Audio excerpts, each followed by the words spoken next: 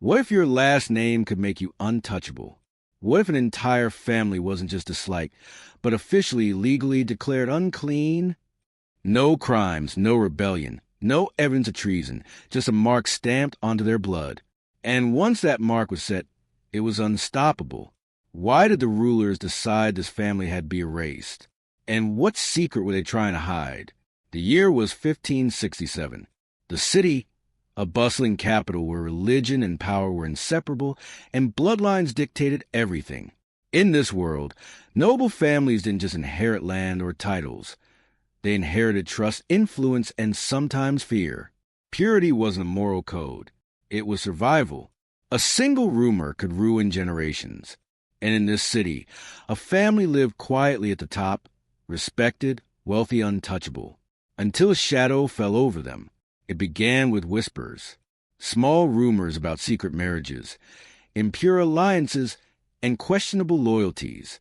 One letter, carefully leaked to the king's court, claimed the family had betrayed the faith itself. Politicians seized it immediately.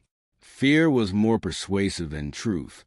Within weeks, the family's name was cursed in public proclamations. Unclean, not a word you could ignore. It spread like wildfire. Merchants refused their coin.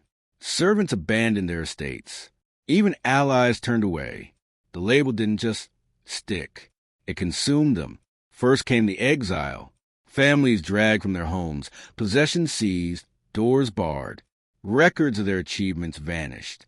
Portraits painted over. Names struck from registers. Children grew up knowing their blood was considered tainted. Weddings canceled. Inheritances denied. Reputations destroyed. Some tried to fight. Some tried to flee. But the stigma followed them across borders, across decades. Unclean became more than a word. It became a weapon. And it worked. Fear controlled more than kings ever could. But centuries later, historians uncovered a startling detail.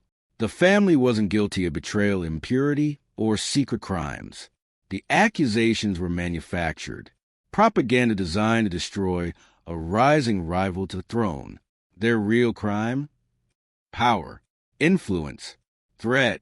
The rulers needed a scapegoat. The bloodline became a convenient target, a warning to anyone who might challenge authority. In other words, their unclean label wasn't about morality. It was politics, dressed in fear and superstition. Today, the family's name is mostly forgotten, but the story endures, a warning etched into history. Power can weaponize perception. Fear can outlast truth. And a single word, unclean, can haunt generations. How many modern reputations, legacies, or families carry unseen stains from whispers, lies, or politics? History shows us bloodlines can be broken not by crime, but by narrative. And sometimes the uncleanest thing is a family, but the system that decides it. Fade to black. A whisper echoes. What would you do if your blood were declared unclean